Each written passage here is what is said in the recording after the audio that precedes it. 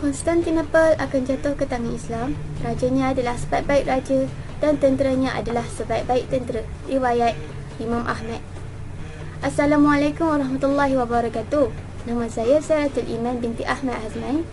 Saya bersekolah di SMKA Al-Masyur Perempuan. Hari ini saya akan menceritakan sedikit tentang buku yang saya baca. Buku itu bertajuk Kuasa Kepimpinan Sultan Al-Fatih, karya penulisan Muhammad Syahri Abdul Rahman. Buku ini tak hanya membincangkan tentang kronologi penawanan Konstantinopel semata-mata, tapi turut membincangkan tentang strategi peperangan, kecerdasan manusia dan banyak lagi. Menjadi perbincangan saya pada hari ini tentang 3 kecerdasan manusia yang terdapat pada Sultan Al-Fatih. Terdapat 3 ciri kepimpinan yang kita boleh contohi dari segi kecerdasan manusia. Kecerdasan yang pertama adalah kemampuan menganalisa, iaitu IQ atau singkatan kepada Intellectual Quotient. IQ ini melibatkan daya pemikiran rasional dalam pemimpin. Maka tidak hairanlah Sultan Al-Fatih, seorang pemimpin kepada empayar yang besar ini, berjaya dalam pentadbiran. Baginda seorang yang amat terbuka kepada idea luar. Baginda meneliti strategi peperangan barat dan berfikiran dengan teliti dalam strategi peperangan, termasuklah memasukkan 70 buah kapal untuk melalui jalan barat supaya mereka dapat bertempur di kawasan Tanduk Emas. Kecerdasan yang kedua, iaitu Emotional Quotient atau singkatannya EQ, adalah kemampuan untuk memahami emosi dari segi sosial. Baginda Sultan cakna bahawa tentera dan di bawah pimpinannya memerlukan sokongan emosi. Lalu baginda pun mewujudkan elemen muzik ketika berperang untuk menaikkan semangat tentera. Sebagai pemimpin, tidak harus memiliki sifat diktator sahaja, iaitu sifat hanya menyuruh-nyuruh. Malah, hubungan antara pemimpin dan di bawah pimpinan haruslah erat agar keserasian dapat dihasilkan dan keserasian juga dapat menghasilkan produktiviti yang lebih efisien.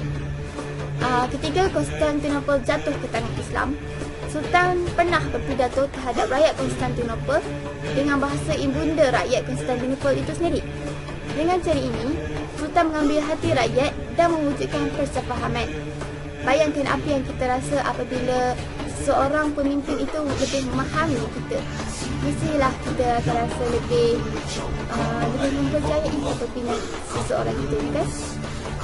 Baiklah, dan seterusnya, kecerdasan minda yang terakhir adalah SQ ataupun bermaksud Spiritual Quotient dari segi kerohanian, yang bermaksud memahami erti hidup dan Tuhan. Seperti Sultan Muhammad yang memahami erti hidup dapat mewujudkan sahsiah yang terpuji.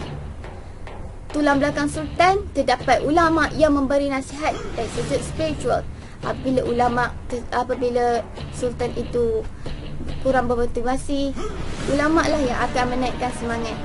Dari sini kita dapat melihat bahawa sesuatu semangat, seseorang perlulah memberi semangat kepada seseorang itu agar dapat mendapat mewujudkan sahsiah yang terpuji dan dapat mengembalikan semula semangat.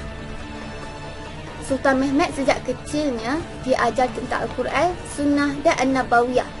Maksudnya, Sultan sejak kecil sangat cukup dari segi pendidikan spiritual, iaitu pendidikan keagamaan. Pendidikan keagamaan ini sangat penting untuk memahami erti hidup, dan pendidikan keagamaan ini juga dapat melahirkan individu yang bersahsiah unggul. Syekh Syamsuddin merupakan ulama yang mengajarnya tentang pemerintahan yang adil.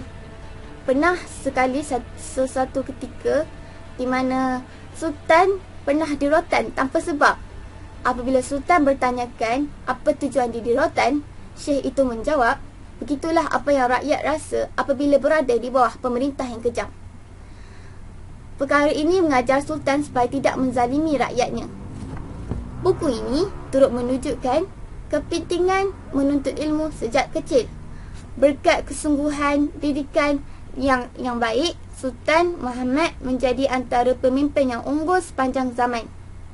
Demikianlah beberapa contoh yang kita boleh contohi daripada kepimpinan Sultan. Untuk perincian yang lebih terperinci, saya sarankan anda membaca sendiri buku ini. Sekian, yang buruk itu datang daripada saya, yang baik itu datang daripada Allah Subhanahu Wa Taala. Assalamualaikum dan sekian, terima kasih.